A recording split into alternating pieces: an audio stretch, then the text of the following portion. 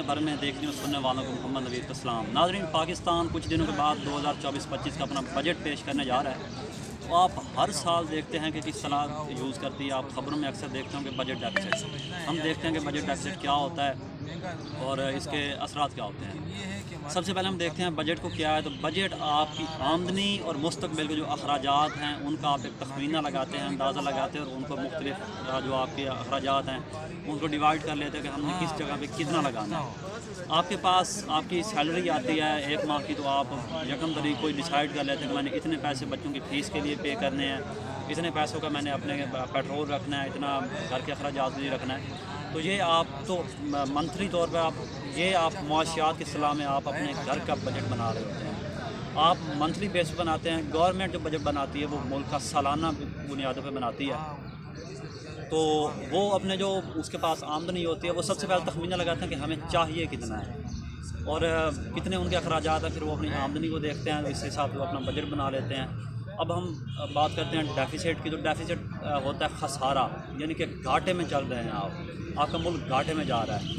Government 1,000 रुपये का budget पेश कर रही है, तो अगर उनकी आमदनी जो है जो उन्हें चाहिए है अगले साल के लिए 1,000 रुपये है, तो उन्होंने जो कुल कमाया है वो 600 रुपये है। तो वो 400 रुपये वो आपका जो गवर्नमेंट का वो बजट खसारा होगा, बजट डेफिसिट होगा। बजट डेफिसिट कुछ अक़साम हैं। सबसे पहले आ जाती है जो चुनिंदा मोटी मोटी अक़साम आपको बताता हूँ। सबसे पहले आता है फ़िज़िकल बजट। नाज़रीन, फ़िज़िकल बजट ये होता है कि 400 रुपये का जो कुल बजट है गवर्नमेंट का, फ़र्ज़ कर लें गवर्नमेंट अपने कुछ सेक्टर की निचकारी कर देती है, PIE है, स्टील मिल है, कोई भी असासा है वो उसको भेज देती है, उससे उसको आमदनी हासिल होती है 50 रुपये। पीछे भी उसका फिर भी 350 रुपये बजट में खसारा आ रहा है, उसके पास नहीं है, तो वो 350 रुपये किसी बाहर के मुल्क से अंदरूनी बैंकों से उधार रहे हैं। वो बजट, वो रकम जो आप अपने बजट का खसारा पूर्ण करने के लिए उधार लेते हैं, वो फिजिकल बजट कहलाता है।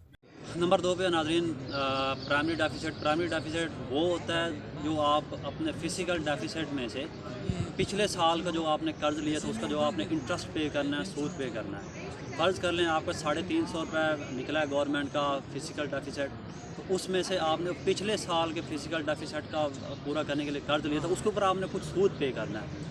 आपने वो 50 रुपये सूद की मद में वो आपने पे किया है, तो आपके पास जो पीछे आपका प्राइमरी डेफिसिट बनेगा वो 300 रुपये होगा, जो कि आपने इसी साल में मुख्तलिफ सेक्टर के ऊपर लगाना है, आपको चाहिए, उसकी ज़रूरत है। 300 आपको प्राइमरी डेफिसिट निकलता है।